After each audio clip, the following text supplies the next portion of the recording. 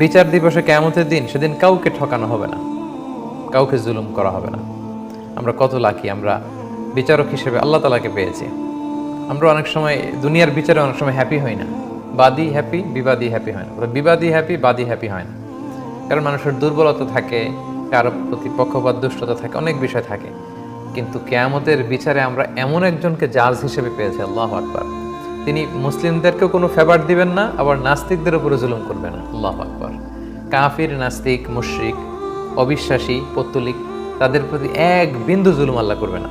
এমন না যে আমরা আল্লাহকে ডেকেছি, আল্লাহর ইবাদত করেছি, সো আমাদেরকে তিনি অনেক ফেভার দিয়ে দিবেন, যা দেয়ার তাই দিবেন। আর যারা আল্লাহকে অবিশ্বাস করেছে তাদেরকে আল্লাহ জুলুম করবেন না, তাদের কৃতকর্মের যতটুকু পাওনা ততটুকুই বুঝিয়ে দিবেন। এই কথাটি সূরা ইয়াসিনের 54 নম্বর আয়াত আল্লাহ চমৎকার ভাবে বললেন যে ফাল ইয়াউমা লা তুযলামু নাফসুন শাইআ ওয়া লা তুজজাউনা ইল্লা মা কুনতুম তা'মালুন।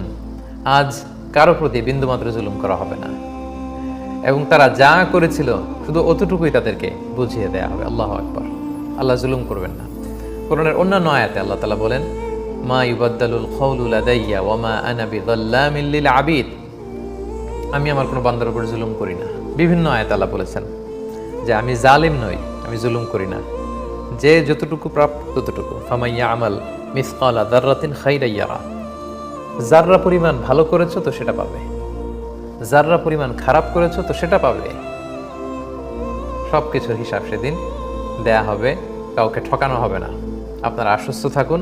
আহকামুল হাকিমিন আলাইসাল্লাহু বিআহকামিল হাকিমিন, সূরা 3 এর শেষে আল্লাহ প্রশ্ন ছুড়েছেন, আমি কি আহকামুল হাকিমিন নই?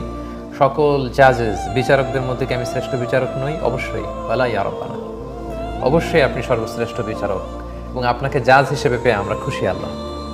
আল্লাহ বলেন সেদিন ঠকাবো না আমি কাউকে, বিন্দু পরিমাণ, সরষের দানা পরিমাণ জুলুম আমি করব না। এটা বলে আল্লাহ তাআলা আমাদেরকে আশ্বস্ত করেছেন।